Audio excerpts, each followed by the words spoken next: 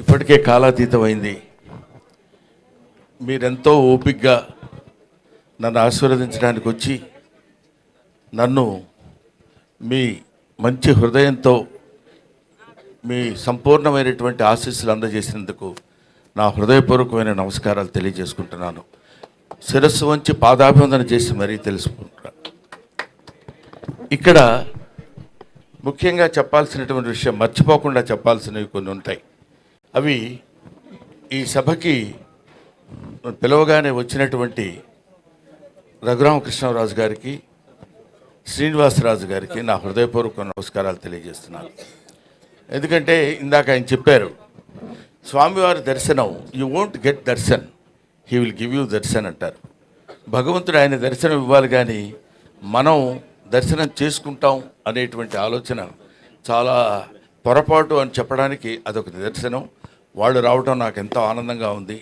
ముఖ్యంగా ఈ సభలో ఇంతమంది మనస్ఫూర్తిగా నన్ను ఆశీర్వదిస్తూ మాట్లాడుతున్నప్పుడు ఎవరు ఏదో రెండు ముక్కలు మాట్లాడాలి కాబట్టి మాట్లాడినట్టు ఎక్కడా అనిపించలేదు. ప్రతి వాళ్ళు వాళ్ళ హృదయాంతరాల నుంచి మాట్లాడిన భావన నాకు కలిగింది. 42 సంవత్సరాల సుదీర్ఘమైనటువంటి ఈ చలనచిత్ర జీవిత చరిత్రలో ఎన్నో ఉడుదుడుకులు, ఎన్నో రకరకాలైనటువంటి ఇబ్బందులు ఎదుర్కొని మీ అందరి ఆశీస్సులు 4 డికేడ్స్ దాకా తెచ్చుకోగలిగానంటే అది నా గొప్పతనం కాదు. అది ప్రేక్షకులు, ప్రేక్షక దేవుళ్ళు, ప్రేక్షక మహాశయులు వాళ్ళ యొక్క ఆశీస్సులే ఇంతవరకు మేము నిలబడగలిగాం. అదే లేకపోతే నేను వాళ్ళ ఈ స్థితిలో ఉండేవాడిని కాదు. అంతకు మించి తెలుగు కళామ తల్లికి, తెలుగు సినిమాలు నిర్మించినటువంటి తెలుగు ఫిల్మ్ ఇండస్ట్రీకి నా శిరస్సు వంచి నేను పాదాభివందన చేస్తున్నాను. ఎందుకంటే ఇన్ని సినిమాలు చేసి గిన్నిస్ బుక్ ఆఫ్ వరల్డ్ రికార్డులో బ్రహ్మానందం నేమ్ నమోదు చేసుకున్నాడంటే,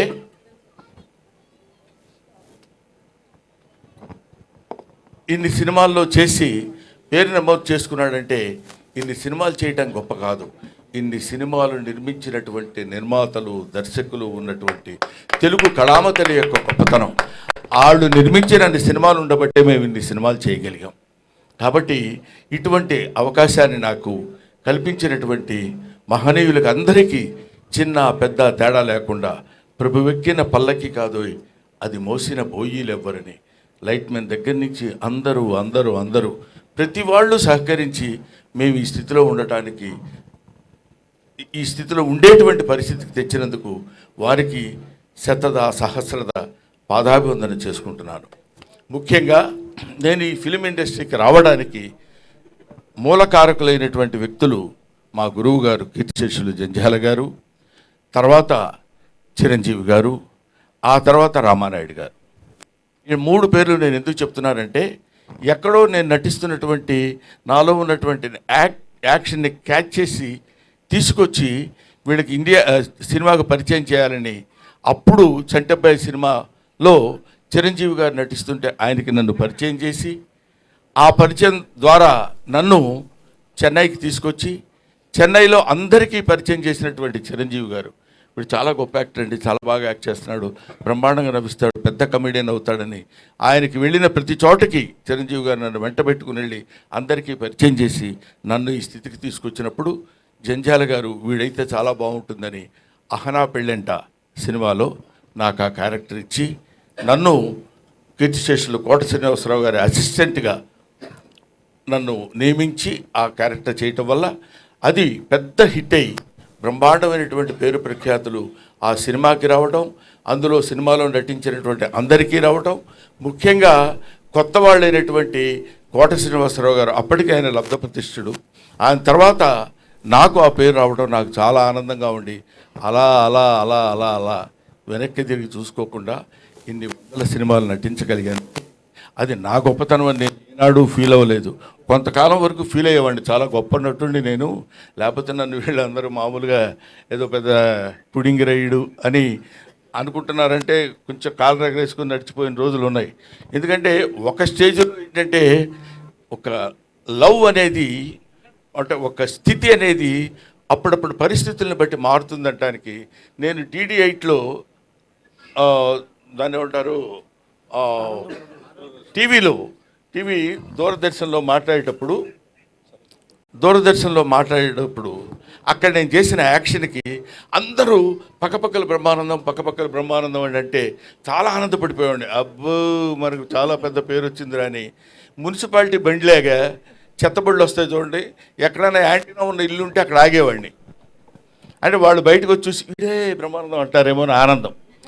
సో అటువంటి స్టేజ్ నుంచి ఇవాళ Brahmanandam became a house hold comedian అనేటువంటి స్థితికి పరమేశ్వరుడు నన్ను ఇక్కడ తీసుకొచ్చాడు. నేను ఇందాక చెప్తున్నాను, చాలా సందర్భాల్లో నేను వెంకటేశ్వర స్వామి గురించి ఎందుకంటాను, ఇందాక రఘురామకృష్ణరాజు గారు చెప్పినట్టు నేను మా ఇంట్లో అంటే అదొక పిచ్చి నమ్మకం. మిగతా వాళ్ళ నమ్మకంగా ఉండొచ్చేమో, కానీ ఎవడో ఒకరిని నమ్ముకుంటే వాడు మనకు సాయం చేస్తాడులే అని మనం అంటుంటాం చూడు. ఒరే ఎందుకురా పది చోట్ల తిరుగుతావు, వాడి దగ్గర పడుండు, అది ఆయనే ఏదో జీతం పెంచుతాడు, ఏదో చేస్తాడు, నువ్వు శుభ్రంగా బతకొచ్చని పెద్దలు మనకు చెప్తుంటారు. అలాగే వెంకటేశ్వర స్వామిని నమ్ముకొని ఆయన్నే బతికితే ఆయనే ఏదో మనకు కావాల్సింది ఎప్పుడెప్పుడు ఏది ఇస్తాడో అనేది, అలాగా ఆ రకమైనటువంటి జీవన విధానాన్ని గడిపినటువంటి వాడు. ముఖ్యంగా మా అన్న బాబుమోహన్, నా మనవడు బాబుమోహన్, ఓకేనా. నేను బాబుమోహన్, కోట శ్రీనివాసరావు ఆ రోజుల్లో 3 ఇన్విటబుల్స్ అనేవాడు మమ్మల్ని. మేము ముగ్గురం కంపల్సరీగా ఏ సినిమాలైనా ఉండి తీరాలి. ఇది నేను చెప్పేది ఒక 10 to 15, 20 years బ్యాక్. ప్రతి సినిమాలో కోట శ్రీనివాసరావు, బ్రహ్మానందం అండ్ బాబుమోహన్ ఉండాలి. మేము ఇందాక చెప్పాడు బాబుమోహన్ గారు ఏమన్నారంటే, మేము ముగ్గురు ఒకే రూమ్లో ఉండేవాళ్ళం అని. మీకు తెలియదు, నీకు టైం సెన్స్ తెలుసురా అసలు. నీకు మనవడు అనుకున్నావు, ఇష్టం వచ్చినట్టు తిడతాను. ఇప్పుడు నువ్వు నోరెత్తడానికి వీల్లేదు. ఎందుకంటే 6:30కి గౌతమ ఎక్స్ప్రెస్ ఎక్కి సికింద్రాబాద్లో, పర్లేదు పరువు ఉంటే కదా పోవటానికి, 6:30కి గౌతమ ఎక్స్ప్రెస్ ఎక్కాలి. వీళ్ళిల్లు సికింద్రాబాద్ పక్కనే. కరెక్ట్గా 6:31కి ఒక వ్యక్తి ఒక బ్యాగ్ వాడి చేతిలో పట్టుకొని పరిగెత్తుకుంటూ వచ్చేవాడు కంపార్ట్మెంట్ దగ్గర. ఎవరు ఏంటి ట్రైన్ కదులుతున్నప్పుడు పరిగెడుతున్నాడు ఏంటి అనుకునేవాడు. చూస్తే వీడు ఒక క్యారేజీ చేపల కూర, అందులో ఏదో పప్పు, ఇంకోటి ఏదో. అన్న నీకోసం చేపల కూర తెచ్చినానే. ఎవరికి తెచ్చాడు, అసలు ఎక్కకపోతే ఏంటి పరిస్థితి అని ఎక్కి శుభ్రంగా తిని పడుకునేవాడు. పండుకుని ఒక అర్ధరాత్రి పూట అని ఏంటా ఏమైందంటే, చలిగా ఉంది బావా, చలిగా ఉంది. ఏంటి చలిగా ఎందుకుందిరా అంటే, అప్పుడు ఒక ముద్ద తగ్గించుకొని తింగితే ఆ చలి ఉండదు, పాడు ఉండదు. ఏసీలో పడి మళ్ళీ కింద కూర్చోబెట్టి కింద పడుకోబెట్టి ఇలాగా వెళ్తుంటే టికెట్లు ఉండవు. ప్రొడక్షన్ మేనేజర్ టికెట్ గురుగారు మనకి నిర్వహణలో వచ్చేస్తాయి. అదే మామూలు టికెట్ అనుకునేవాళ్ళం మనం, ప్లాట్ఫామ్ టికెట్ అనమాట. అది తీసుకుని అక్కడికి వెళ్ళిన తర్వాత మొత్తం ప్రతివాడు బెమ్మారా బామ్మోను ఏంటో టికెట్ లేదా, కన్ఫర్మ్ లేదండి, పోనీ అక్కడ కూర్చోడాడు పక్కన, ఏది లెట్రిన్ పక్కన కూర్చో. అది ఇలాగా అంటే నవ్వించేవాడి జీవితాన్ని గురించి చప్పట్లు కొట్టేవాడికి అనవసరం అంటారు కదా. మీకు అనవసరం, మీకు మేము నవ్వించాలి. ఎన్ని తిప్పలు పడి నవ్విస్తామంటానికి comedy comes from the zenith point of tragedy. Zenith point బాగా భయంకరమైనటువంటి ట్రాజడీ నుంచి కామెడీ వస్తుందని చెప్తారు. అది ఎందుకంటే ఇదిగో ఇలాంటి కష్టాలని మాకు అనవసరమయ్యా, నువ్వు నవ్వించు, మాకు నవ్వాలి. నువ్వేం పడితే మాకెందుకు, నువ్వు రైల్లో టికెట్ లేకపోతే మాకెందుకు, ఉంటే మాకెందుకు. కామెడీ ఏం చేస్తున్నాడు, మామూలుగా మాకున్నటువంటి మొహాలు అంతంత మాత్రం. ఈ మొహాల్ని మళ్ళీ ఇందాక మన మిత్రి సత్య చెప్పినట్టు మా మొహాల్ని వికృతంగా మార్చుకుని, వాడు ఇలా కొట్టబోయాడు అనుకోండి, ఇలా అనాలి, అలా అంటే కానీ నవ్వరు. అలా నవ్వటం కోసం 24 గంటలు ప్రయత్నం చేసి రిహార్సల్ చేసుకుని కష్టపడి తీసుకొచ్చి మిమ్మల్ని నవ్వించడానికే మా ఏడుపంతా. అటువంటి కామెడీ జీవితాల్ని పంచుకొని పుట్టినటువంటి మమ్మల్ని మీరు ఏదైనా చిన్న చితక పొరపాట్లు తప్పులు ఉప్పులు ఉన్నా పండురా పాపం పొద్దున్న లేస్తే నవ్విస్తాడు అని వదిలేద్దాం అనే పెద్ద మనస్తత్వాన్ని మానవాళి తెలుసుకోవాలని నా మనసు. అది నా ఆశ్చర్యం. అది మనుషులు మానవులమైనందుకు ఎక్కడ ఒక్కొక్కటి జాబ్ ఏంటి, మిమ్మల్ని నవ్వించడం, to make you happy, right?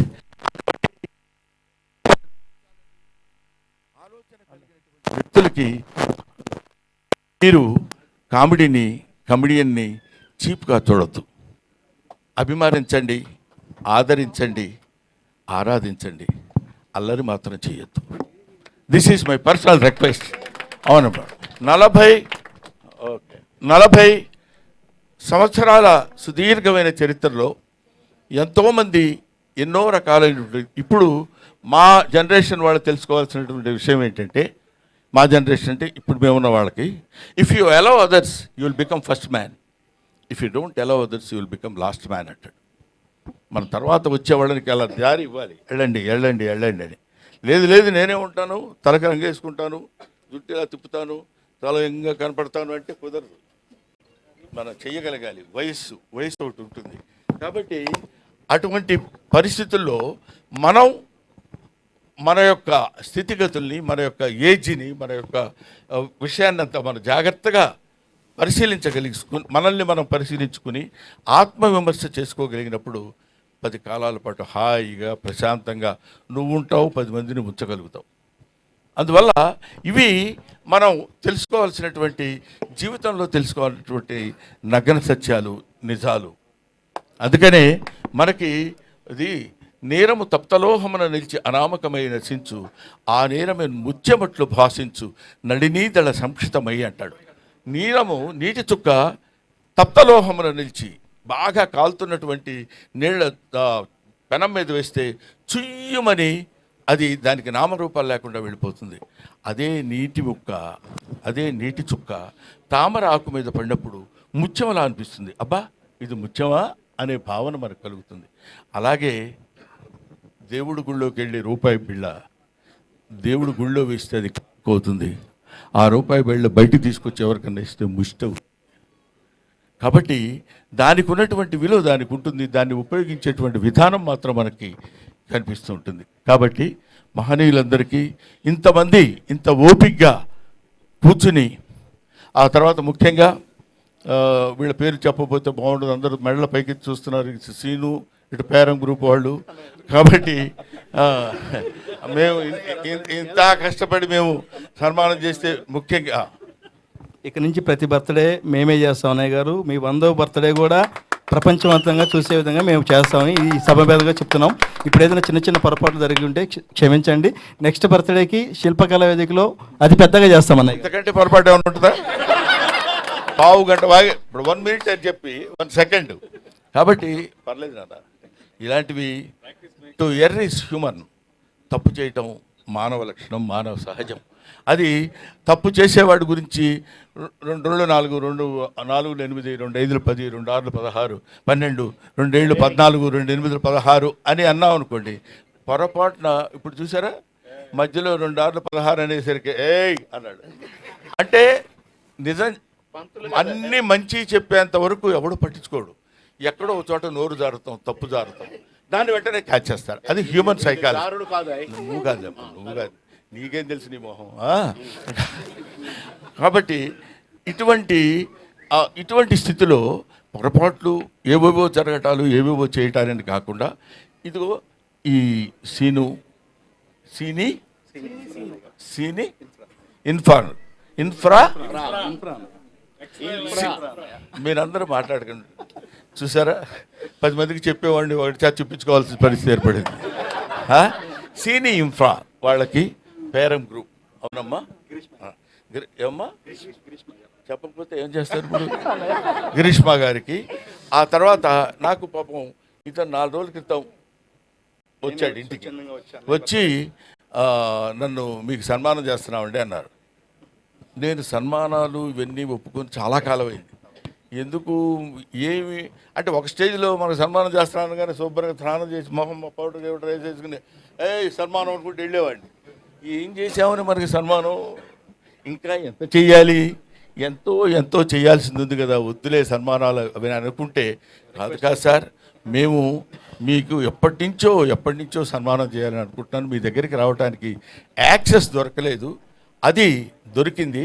అటువంటి పరిస్థితుల్లో మీకు మేము సన్మానం చేయాలి, మనస్ఫూర్తిగా చేస్తామండి. మీరు దయచేసి యాక్సెప్ట్ చేయండి అని. మన శ్రీను, నువ్వు ఉండవా బాబు? ఇది వచ్చి నన్ను అడిగితే నేను కాదనలేక, ముఖ్యంగా కాదనలేకపోవటం నేనేదో పెద్ద గొప్ప తోపు బుడింగి అని కాదు. ఎందుకు కాదనలేకపోయానంటే, ఒక అభిమానంతో, గుండె నిండా ఉన్న అభిమానాన్ని పంచుకుంటానని చెప్పినప్పుడు ఇంకా నేను దాన్ని నో అనటం ఒక కళాకారుడిగా సమంజసం కాదు. ఏ అభిమానంతో నన్ను ఇంత బాండ్ చేశారో, ఇంత పెంచారో వాళ్ళని తప్పకుండా నేను కావాలని. ముఖ్యంగా 70th బర్త్డే అన్నారు, మరి వాళ్ళకి ఎవరు చెప్పారు ఏంటో, వేసి పడేశారు 70 అని. మనకేముందిలే అని నేను కూడా ఓకే అనేసాను. అంటే మీరందరూ ఏమనుకుంటున్నారు తెలుసా, ఇంకా తక్కువ అనుకుంటున్నారు కదా. కాబట్టి ఇలాంటివి నేను అందుకనే చాలామంది ఏమంటే మీ ఇష్టం వచ్చినట్టు మీ మీమ్స్ వాడేస్తున్నారు సార్, మీరు అసలు పట్టించుకోవట్లేదు సార్, వాళ్ళందరూ ఏది పడితే అది రాసేస్తున్నారు సార్ అంటారు. అంటే నేనేమంటున్నానంటే, ఒక మాటలో చెప్పాలంటే మీమ్ గాడ్ అని ఇందాక చదివారు.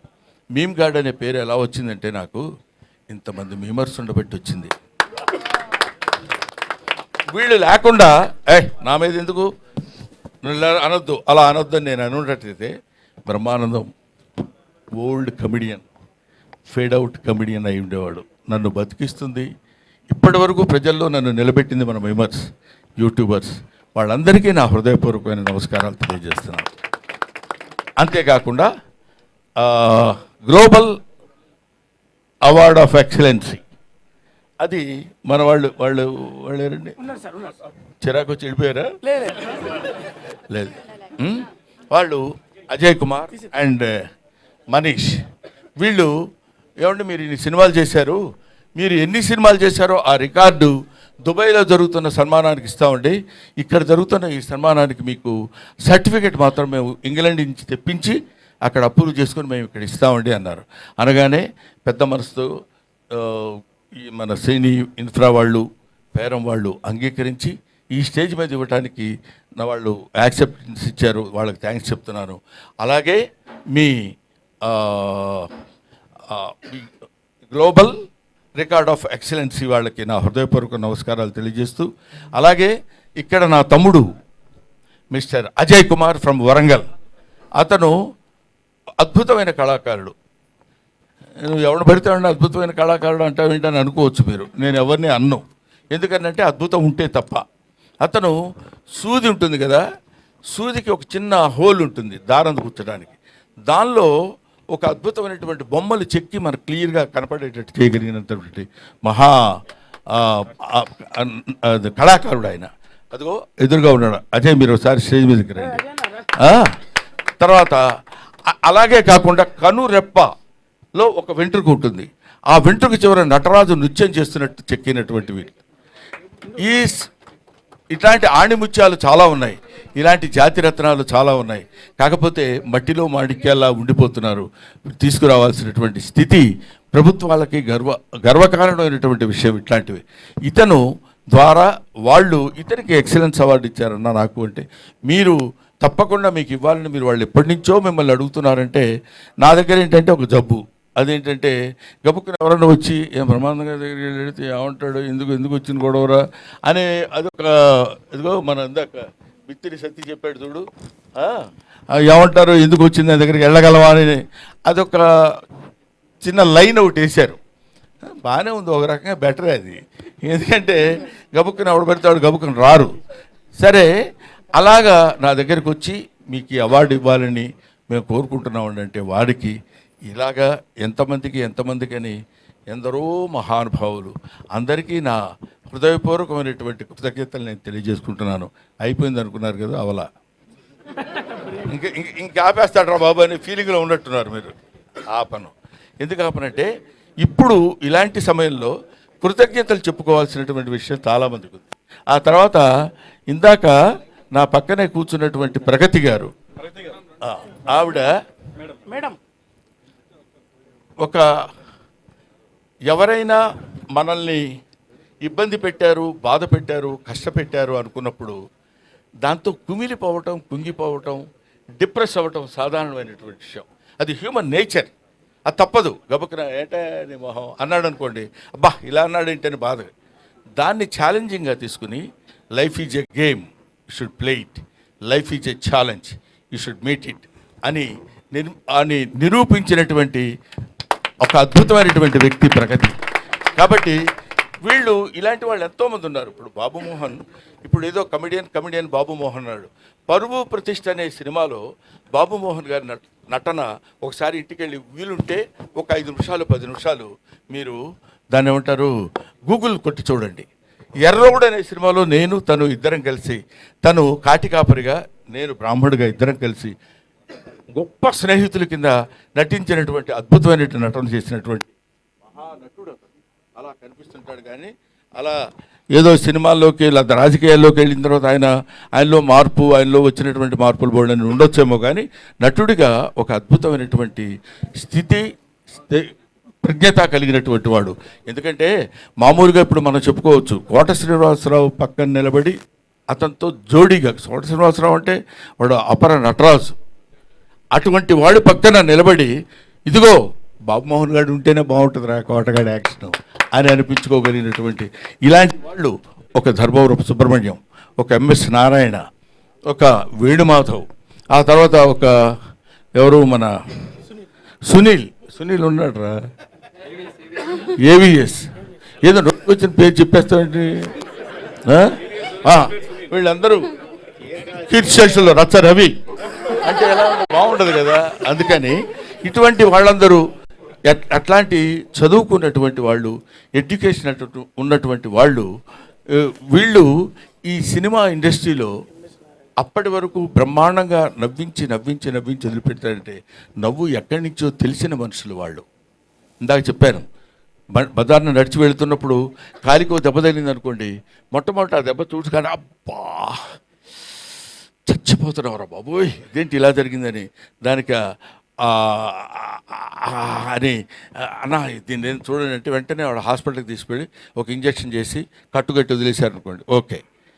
రెండోసారి తగిలింది అనుకోండి, అబ్బా మళ్ళీ అక్కడే తగిలిందిరా బాబు అని అనుకుంటాం, ఇంకా ఎక్కువ బాధపడతాం, ఇంకా 2 ఇంజక్షన్లు ఎక్కువ చేయించుకుంటాం. అదే 10వ 11వ తగిలింది అనుకోండి, అదేంటోరా అది ఎప్పుడు ఇక్కడే తగులుద్ది, ఏంటో ఎక్కడ ప్లేస్ లేనట్టు అక్కడే తగులుద్ది ఏంటి, ఇంజక్షన్ అదే బదులేవాయని. అక్కడి నుంచి అంతటి విషాదం నుంచి కామెడీ పుడుతుంది. కాబట్టి ఆ కామెడీ నేర్చుకొని మీ అందరికీ పంచిపెట్టేటువంటి ఈ హాస్య నట బృందాన్ని, మీరందరూ హాస్యాన్ని, ఎందుకంటే ఒక హాస్యం ఎంత గొప్పదంటే ఇంకా నేను చాలాసేపు చెప్పగలను, మరీ ఇంత హింసించకండి సార్, వాళ్ళు భోజనాలు పెడుతున్నారా ఉన్నాయంట, అయితే పర్లేదు చచ్చినట్టు వినాలి మీరు. ఎందుకంటే హాస్యం ఎంత గొప్పదంటే, ఇప్పుడు మనం సినిమా చూస్తున్నాం అనుకోండి, సినిమా చూస్తున్నప్పుడు అబ్బా హీరో ఏం యాక్ట్ చేశాడు రా, బ్రహ్మాండంగా చేశాడు, సినిమాలో అద్భుతంగా నటించాడు అంటాం, హీరోయిన్ సూపర్ రా అదిరిపోతుంది అనుకుంటాం, సీనరీస్ చాలా బాగున్నాయి అంటాం, విలన్ అదిరిపోయేటట్టు చేస్తున్నాడు అంటాం అని ఇంటికి వెళ్ళి కూడా మాట్లాడుకుంటాం. కానీ కామెడీ ఇక్కడ కూర్చొని గంభీరంగా అలా ఉండి ఇంటికి వెళ్ళిన తర్వాత వాడు కామెడీ బాగా చేశాడే అని అనం, అక్కడ చచ్చినట్టు నవ్వాలి. అలా నవ్వించగలిగిన వాడే కమెడియన్, అలా నవ్వించగలిగిన వాడే రియల్ కమెడియన్. ఇట్లాగా ఇలాంటి కమెడియన్స్, ఇలాంటి వాళ్ళు నాకు తెలిసి అన్ని భాషల్లో కమెడియన్స్ ఉన్నారు, కానీ తెలుగు భాషలో ఉన్నంత వైవిధ్యం కలిగినటువంటి హాస్య నటులు చాలా తక్కువ మంది మిగతా ఇండస్ట్రీస్లో ఉన్నారు. We feel proud to say that we are the comedians of Telugu film industry. ఎవడగోల వాడు సినిమా ఒక అతను కొనుక్కున్నాడు హిందీలో, ఎవరో కాదు హీరో, అతని పేరేంటి, ఒక హీరో యంగ్ హీరో పేరు గోవింద, కొనుక్కొని అతను ముచ్చటపడి కొనుక్కున్నాడు హిందీలో తీయమని. కమెడియన్స్ లేక ఇంకా సినిమా తీయలేదు, అక్కడే ఉంది బాక్స్. అది అంటే ఏమైనా అటువంటి స్థితిలో, ఇటువంటి పరిస్థితుల్లో ఇన్ని సంవత్సరాల సుదీర్ఘమైనటువంటి ప్రయాణానికి సహకరించినటువంటి మీ అందరికీ నా హృదయపూర్వకమైన నమస్కారాలు తెలియజేస్తున్నాను. ఇందాక మాట్లాడిన వాళ్ళలో మన రచ్చరవి బాగా మాట్లాడాడు అంటాను అనుకుంటున్నావు కదా నువ్వు. చాలా సరే, అది విషయం. తర్వాత తర్వాత ఎవరు మన మిత్తిరి సత్తి ఎక్కడ ఆ మాటలు రామ్మోహన్ రెడ్డి, ఓహో జితేంద్ర నువ్వు వచ్చావా, రామ్మోహన్, తర్వాత మూర్తి గారు, వీళ్ళందరూ మాట్లాడుతుంటే వాళ్ళు that words come from their heart. ఏదో రెండు ముక్కలు మాట్లాడి వెళ్ళిపోదామని కాదు. నాగేంద్ర కుమార్ మై స్టూడెంట్ అతను.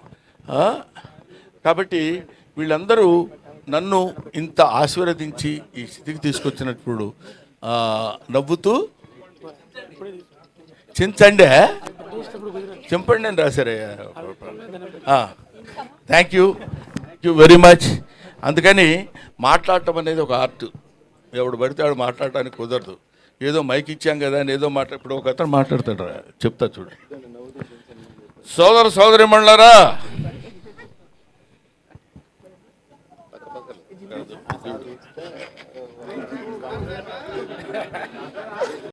భయం జనాన్ని చూశాడు, కంగారు వచ్చేసింది.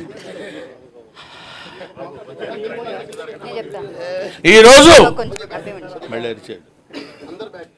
ఈరోజు నేను అది ఈ గ్రామానికి నేను ఇది కావాలని నేనెంతో ఇదయ్యాను. నేను ఇదవటం, వాటిలో వాళ్ళందరూ నన్ను ఇది చేయటం, నేను ఏదో రకంగా ఇదయ్యాను. కానీ ఒక్క విషయం మీకు అది ఇలాగా రకరకాలుగా మాట్లాడే వాళ్ళు ఉంటారు. అలాంటి వాటిలో సబ్జెక్ట్ లేకుండా మాట్లాడటం చాలా కష్టం. ఇప్పుడు బామోహన్ అనేటువంటి వాడు చాలా గొప్ప నటుడు, అంతేకాకుండాను అటువంటి మహనీయుడు. ఇలాగా రకరకాల పద్ధతుల్లో ఇష్టమైన ధోరణిలో మాట్లాడుకుంటూ వెళ్ళిపోకుండా కంటెంట్ ఉన్నతోటి హృదయంతో మాట్లాడేటువంటి ఈ ఫంక్షన్కి నా హృదయపూర్వకమైన నమస్కారాలు తెలియజేస్తున్నాను. ఇక్కడ నట భీష్ముడు మా ఎవరు లంక భద్రాద్రి శ్రీరామచంద్రమూర్తి గారు ఉన్నారా, వెళ్ళిపోయారా? ఎల్బి శ్రీరామ్ గారు. లంక భద్రాద్రి శ్రీరామచంద్రమూర్తి గారు అంటే ఎంఎస్ నారాయణ ఆయన మీద జోక్ వేశాడు. మీరు ఎంత కాంట్రవర్షియల్ పర్సన్ కూడా లేడండి అన్నాడు. అదేంటి కాంట్రవర్సీ, నేను కాంట్రవర్సీ ఏంటి సార్ అన్నాడు ఆయన. అంటే అప్పుడు ఆయన చెప్పాడు, మీ ఇంటి పేరు లంక, నీ పేరు శ్రీరామచంద్రమూర్తి, ఇంతకంటే కాంట్రవర్సీ ఏం కావాలండి అన్నాడు ఆయన. Thank you very much. Sir ఒక చిన్న రిక్వెస్ట్ ఆడియన్స్ నుండి, నవ్వుతూ చింపండి అనేసి వచ్చింది. ఈ పేపరా? పేపర్ చింపాలట. పేపర్ నవ్వుతూ చించడం ఎందుకండి? నవ్వుతూ నవ్వించండి అంటే బాగుంటుంది. Thank you very much.